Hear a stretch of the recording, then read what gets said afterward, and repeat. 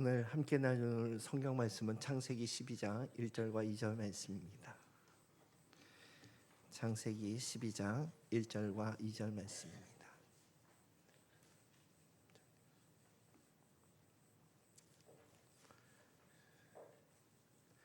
함께 한 목소리로 합독하시겠습니다.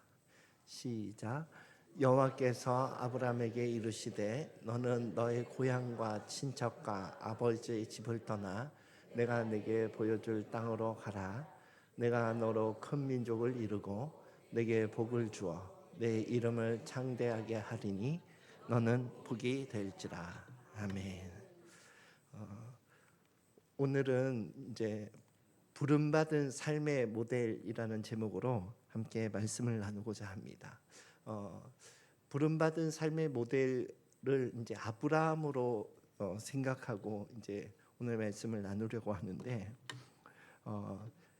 창세기의 그 1장부터 11장까지가 사실 인류 일반 역사를 아주 축약해서 그래서 그것을 원역사 이렇게 부르거든요. 그래서 거기에 주요한 사건이 하나님이 세상을 창조하신 것과 그리고 선악과 사건으로 인해서 하나님과의 관계가 깨어진 그 타락 원죄의 사건, 그리고 이제 셋 조상 셋 계열의 족보와 또 가인 계열의 족보, 그것이 흘러가면서 이제 노아 홍수 사건이 세 번째 중요한 사건이 되고, 그 이후에도 계속 그 가인 계열과 셋 계열로 이렇게 나누어져서 족보가 쭉 진행되다가 11장에 와서 바벨탑 사건을 마무리하면서 원역사가 마무리가 돼요. 그리고 이제 12장에 들어서 셋 계열의 자손 가운데 한 명을 하나님께서 부르신 거예요. 그게 아브라함이에요. 예.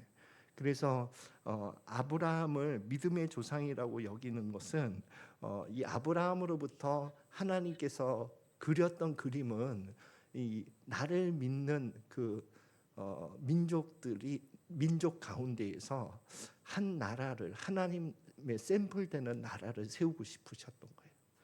그래서 아브라함을 통해서 그 네 족장 시대를 지나서 큰 민족을 이루고, 그리고 그 이스라엘 민족을 통해서 하나님이 열방이, 하나님을 떠난 그 열방이 하나님께 돌아오기를 바라는 그런 그림을 가지고 제사장 나라가 되기를 바라는 그림으로 그렇게 역사가 흘러가는 것입니다.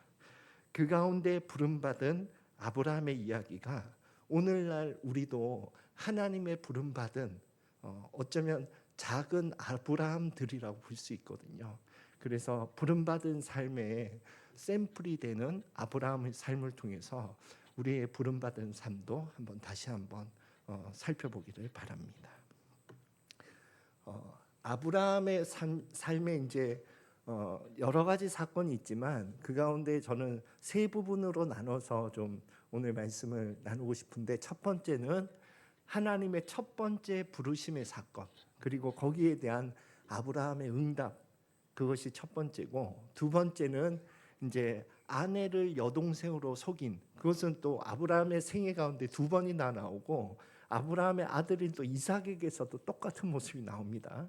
그래서 그 사건과 또 이스마엘의 출생, 그 부분을 두 번째로 다루고, 그리고 세 번째로는 모리아 산의 순종, 그 세 가지를 세 기둥으로 오늘 말씀을 함께 나누고자 합니다. 그러면 말씀 함께 읽고 말씀 계속 나눠보겠습니다. 시작.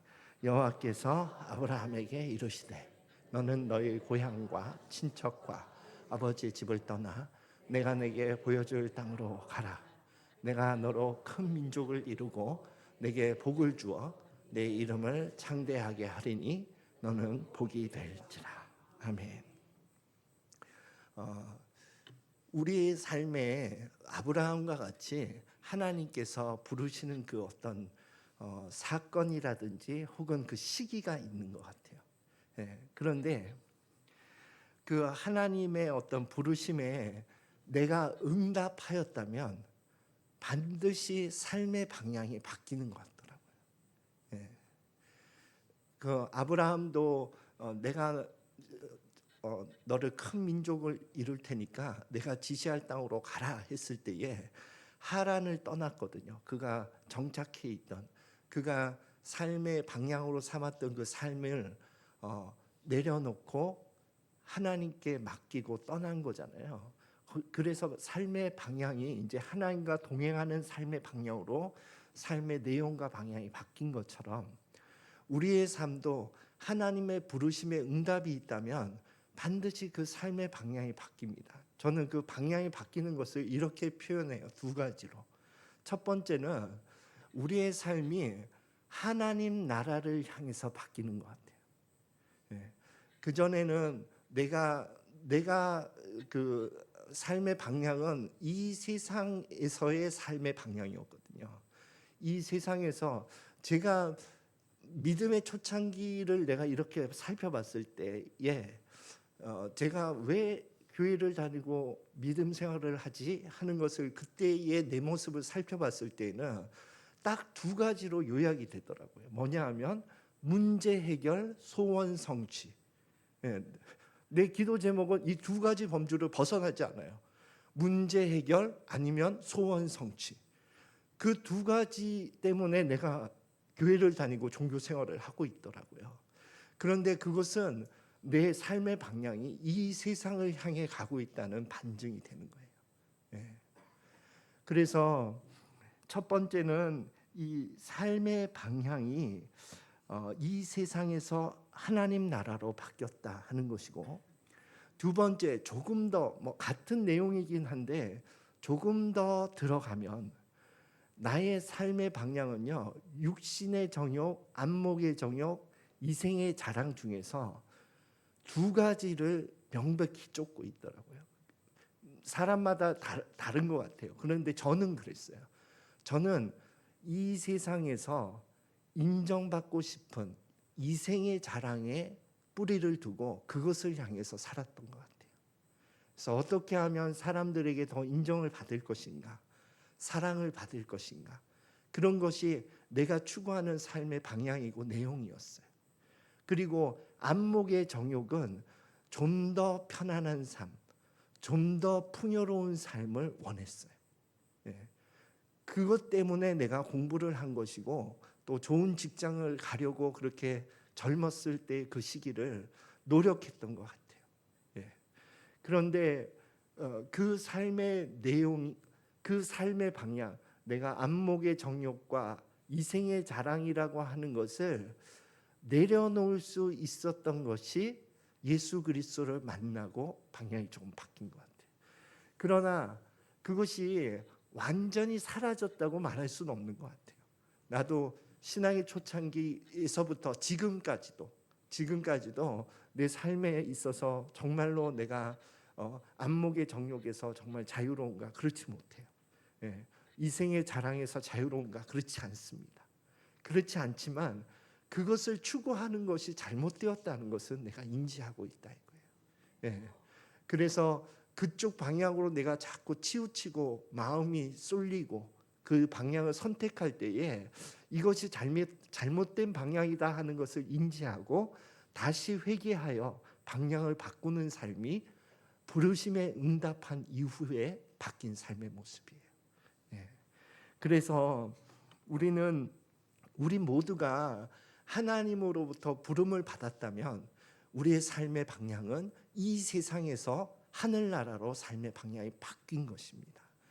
그것을 내가 알 수 있어야 돼요. 그것이 아직도 희미하다면 나는 하나님의 부르심에 명확하게 응답을 하지 못했다고 여겨도 되는 거예요. 그래서 우리의 삶이 이생의 자랑과 안목의 정욕과 육신의 종욕의 내용을 회개하면서 이 신앙의 길을 걸어가고 있는 것입니다. 그러면 이제 두 번째 함께 말씀을 함께 읽고 말씀 나누겠습니다. 시작. 애굽 사람이 그대를 볼 때에 이르기를 이는 그의 아내라 하여 나는 죽이고 그대는 살리리니 원하건대 그대는 나의 누이라 하라. 그러면 내가 그대로 말미암아 안전하고 내 목숨이 그대로 말미암아 보전되리라 함이라. 아멘. 이 두 번째 아브라함의 삶의 그 내용은 편법이 통하지 않는 삶으로 들어간 거예요. 그것을 저는 믿음의 훈련 혹은 믿음의 광야라고 표현하고 싶어요. 예. 이전에는 통용되었던 내 삶에서 통했던 삶의 수단과 방법이 믿음의 삶에 들어와서 통용되지 않는 것을 하나님께서 경험케 하시는 거죠. 예. 그래서 제 삶 가운데에도 이런 내 편법이 통하지 않는 것을 절감했던 시기가 언제가 있었지? 어제 밤에 한번 곰곰이 생각해봤어요. 그때 두 가지 몽골에서의 사건이 저에게선 정말 부끄러운 사건이거든요.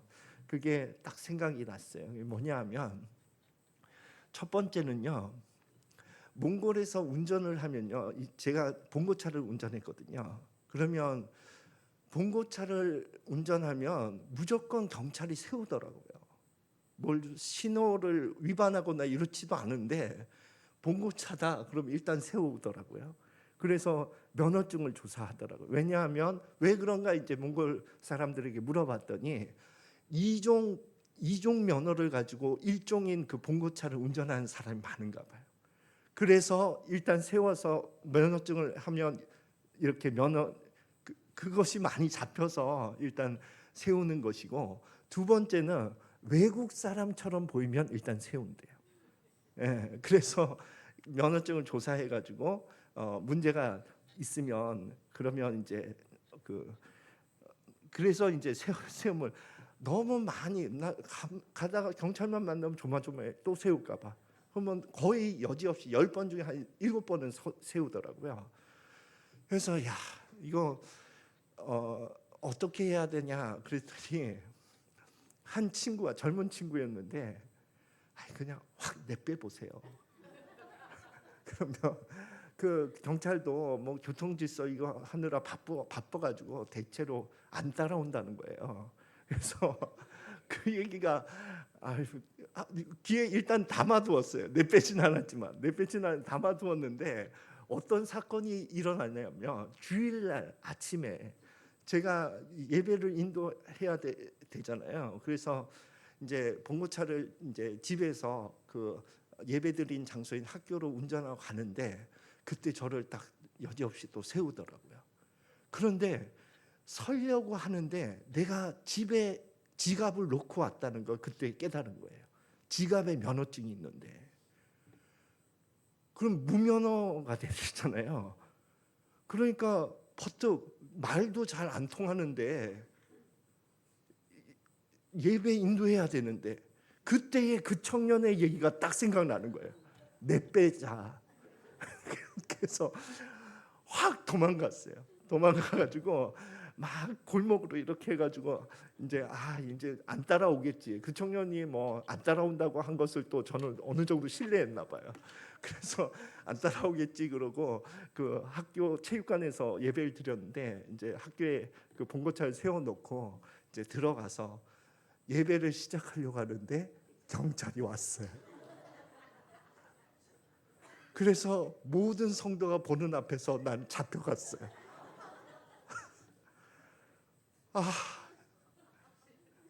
얼마나 망신스럽습니까? 정말 지금까지도 선명히 기억나는 거예요.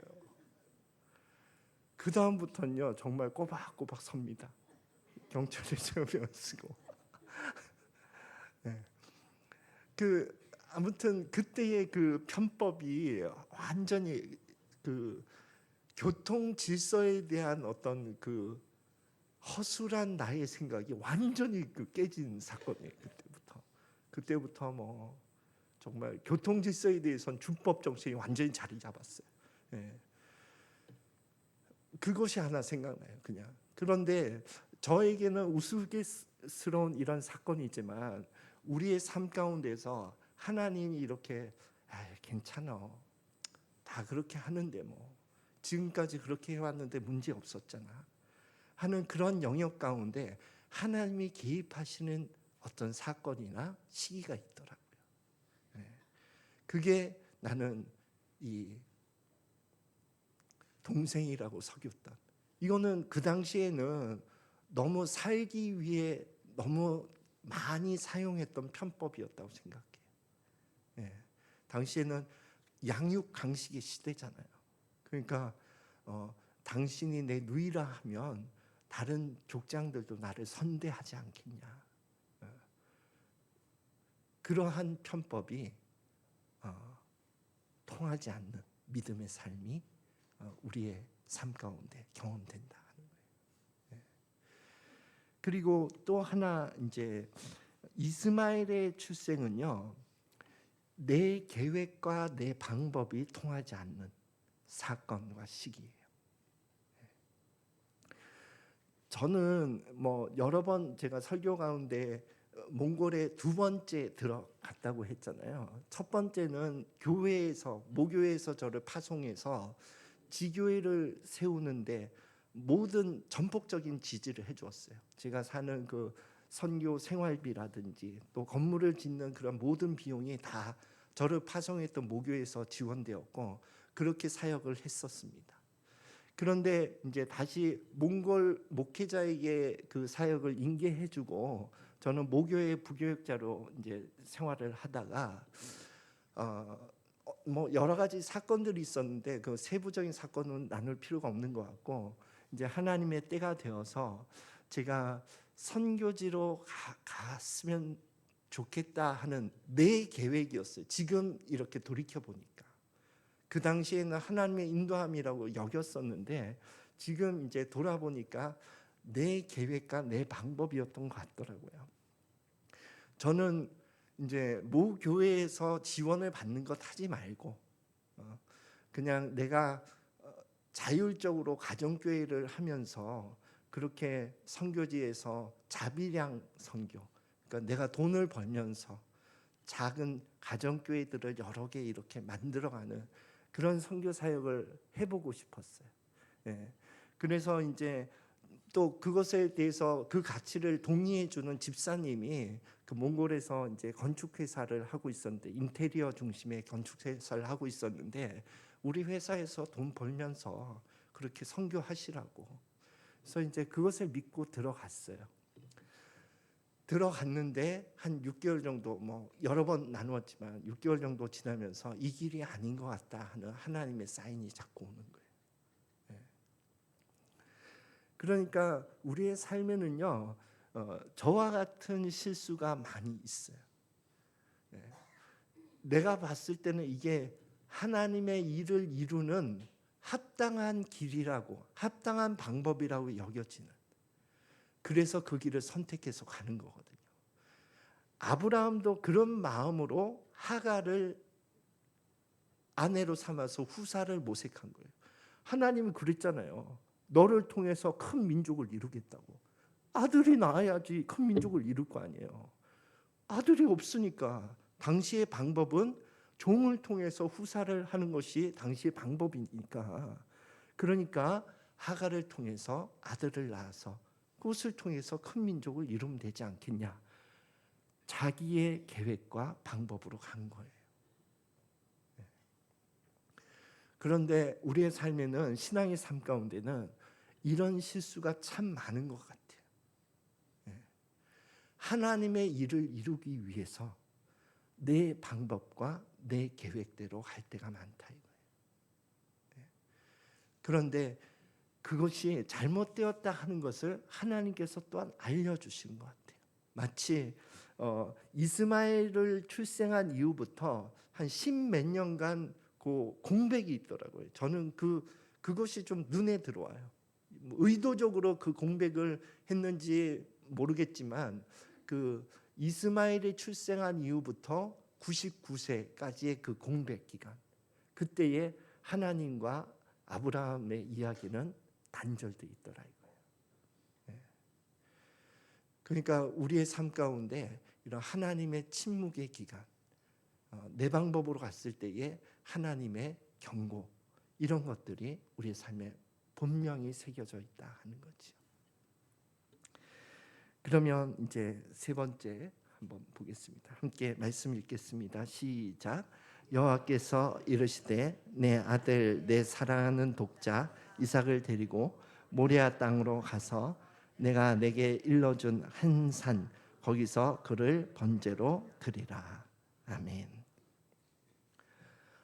이 세 번째 사건이 저는 하나님이 아브라함, 우리 부름받은 사람이 이르렀으면 하는 믿음의 성숙한 모습이라고 생각합니다.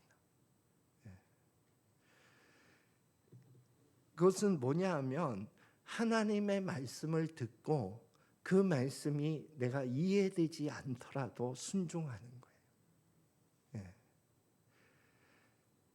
그 단계까지 이르기를 하나님 바라시는 것 같아요. 그래야만 우리의 삶 가운데 이해할 수 없는 놀라운 하나님의 역사가 나타나는 것 같아요.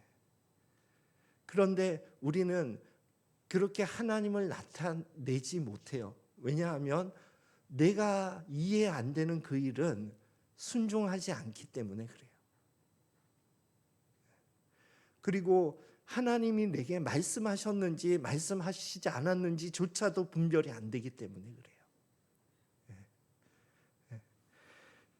그래서 우리는요, 하나님이 우리의 삶 가운데 무엇을 말씀하시는지를 정말 주의 깊게 살피는 삶의 훈련이 필요한 것 같아요. 그게 우리가 어떤 중요한 선택을 해야 될 때 하나님께 물어보지만 그러나 끝까지 물어보지도 않는 것 같아요. 그냥 물어보고 대충 내가 원하는 대로 하든지 아니면 내 계획과 내 방법대로 하든지 보통 그렇게 가더라고요. 그러나 정말로 하나님의 말씀을 듣기를 원한다면 하나님 정말 내가 어떻게 해야 되기를 원하십니까? 그걸 정말 물어보는 거죠. 그리고 들었을 때에 대부분 또 순종하지 않더라고요. 내 마음에 안 들면 안 가는 거예요. 내 마음에 드는 대로 대답하시면 가지요. 그러나 내 마음에 들지 않거나 이해되지 않는 그런 말씀을 하셨을 때는 무슨 말씀을 하시든지 내 마음대로 하는 거예요. 그 저의 어떤 정말 뚜렷한 하나님의 말씀을 듣고도 불순종했던 두 가지 사건이 제 인생에 새겨져 있는데, 첫 번째는 지난번에 한번 나누었던 이스라엘로 가라 하는 그 말씀이었거든요. 저희 진로를 놓고 고민했을 때에 주님께서 이스라엘로 가라. 그런데 나는 가지 못했어요. 왜냐하면 그 막막한 삶이 두려웠기 때문에. 두 번째, 제가 하나님의 음성을 분명히 들었지만 순종하지 못했던 사건이 있는데, 그것은 제가 두 번째 몽골에 들어갔다가 이제 나와서 한국에 나와서 그 고민 끝에 한국에 나와서 처형 집 근처에서 원룸에서 이제 더부살이 할 때였어요. 그때 뭐 버스 운전 기사를 해야 되느냐 뭐 이런 것을 고민하고 있을 그때에 이제 예수원이라고 하는 강원도에 있는 그 기도원인데 예수원이라고 하는 그곳에 한번 가보고 싶더라고요. 그 동기는 뭐냐 하면 그곳에서 하나님이 나의 어떤 삶의 진로에 대해서 좀 말씀을 듣고 싶었어요. 어떻게 가면 좋습니까, 주님? 그래서 마음을 정하고 가려고 날짜를 다 예약해 두었어요. 그런데 가기 며칠 전에 여수 은영교회에서 부교육자로 나를 불렀어요. 그러면 이제 예수원 안 가도 되나? 이런 생각이 첫 번째 들더라고요. 그런데 한번 이것이 여수로 가는 것이 하나님이 부르신 뜻인지 확인하고 싶어서 그런 마음으로 예수원을 들어갔습니다. 3박 4일 일정으로 들어갔는데 가지 말라는 거예요. 여수로.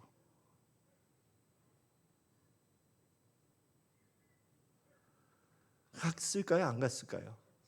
그래, 갔으니까 거기서 사역을 하지 않았겠습니까?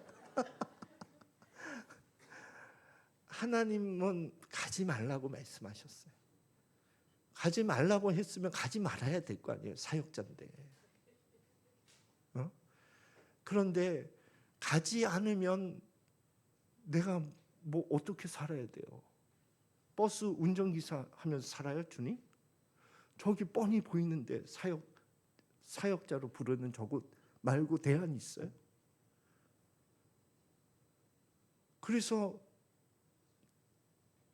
그러면서 막 스스로 막 합리화하는 거예요. 온갖 예화를 막 끄집어 들어서 이런 예화까지 생각나더라니까요. 하나님, 저를 홍수가 났을 때 지붕 위에 올라가서 하나님 저를 구원해 주세요. 그랬더니 고무보트가 하나 딱 와가지고 타십시오. 그랬는데 하나님 구원해 주실 거예요. 그러고 막 목사님도 그 예화 쓰시더라고요. 그래서 막 하나님 구원해 주실 거예요. 그래서 갔어요.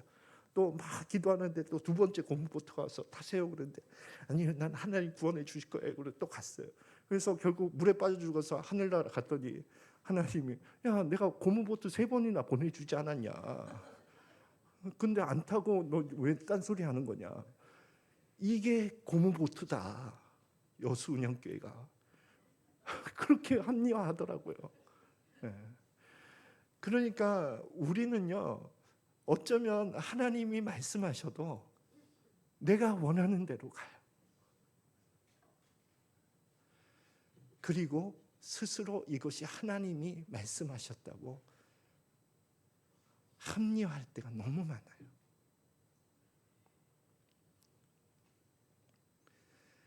그 불순종의 선명한 기억이 그 다음 하나님께서 말씀하실 때 알겠더라고요. 그러니까 나는 합력해서 선을 이루신다 하는 그 말씀이 내가 늘 순종해서만 하나님께서 내 삶을 하나님의 뜻대로 인도하신다 그렇게 여기기보다는 하나님께 불순종한 그 분명하고 선명한 그 사건도 하나님이 하나님 말씀대로 인도하시는데 선으로 사용하시는 것 같아요. 그래서 그 다음번에는 떠나라 할 때에 알겠더라고요. 떠나고 싶지 않은 내 마음을. 떠났을 때 두려움이 싫어서 가고 싶지 않은 내 마음이 너무 분명하게 보이더라고요.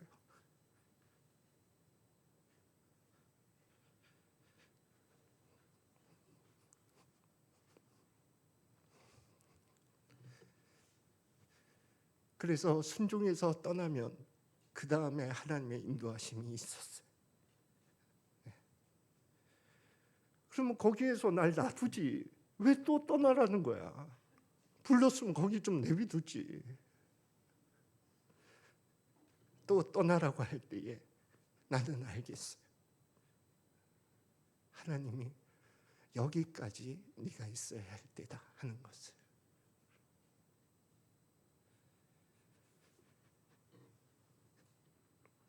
그러니 모리아 산의 이 성숙은 무엇을 의미하냐 하면 아브라함도 알았어요. 이 내용이 얼마나 말도 안 되는 내용이라는 것을. 어떻게 자기를 사랑하는 아들 이삭을 번제로 각을 떠서 드립니까? 이건 말도 안 되는 하나님의 성품에도 맞지 않는 그러한 명령이라는 것을 알았어요. 그 내용은. 그러나 무엇이 갈등이 되었냐면 이 부르신 이 음성이 하나님의 음성이라는 것을 알았기 때문에 갈등이 되는 거예요. 떠나면 어떤 삶이 펼쳐진다는 것이 그려져서 두려워요. 가고 싶지 않아요. 그 내용에 순종하고 싶지 않아요. 그러나 이 말씀을 하시는 분이 하나님이라는 것을 그동안의 순종과 불순종이 점철되어서 내 삶에 쌓여진 그분의 음성이 분명하다는 것을 내가 알기 때문에 그래서 아는 거예요. 그래서 우리의 삶은 반드시 하나님의 음성을 듣는 삶을 배워야 되는 겁니다. 그래서 그분이 내 삶에 무엇을 원하는지 듣고 그리고 순종도 해보지만 불순종도 해봄으로 내가 그때에는 내가 내 욕심 때문에 나의 두려움 때문에 내 원함 때문에 불순종했다는 그 분명한 사건 때문에 이번에는 하나님이 요구하시는 그 음성에 순종할 수 있는 그러한 삶의 토대가 마련되어 가는 거예요. 그래서 우리 부름받은 삶의 신앙의 여정은 하나님이 구원하셨다 하는 그때부터 영생의 삶이 시작되는 거예요. 그 영생의 삶의 내용은 하나님과의 관계예요. 하나님과의 관계가 그때부터 시작되어서 나를 인도하시고 내게 말씀하시고 내가 불순종하고 내가 순종하고 나를 사랑하시고 나를 돌보시고 그런 모든 삶이 내 삶 가운데 쌓여가면서 하나님을 더욱 신뢰하고 사랑해가는 삶으로 자라가는 것입니다. 그것이 우리를 부르신 그분의 목적이고 인도하심인 것입니다. 함께 기도하겠습니다. 기도하기 전에 먼저 찬양 한 곡하고 함께 기도하겠습니다. 오직 주의 사랑에 매여 우리 찬양 가사 고백하며 찬양 드리겠습니다.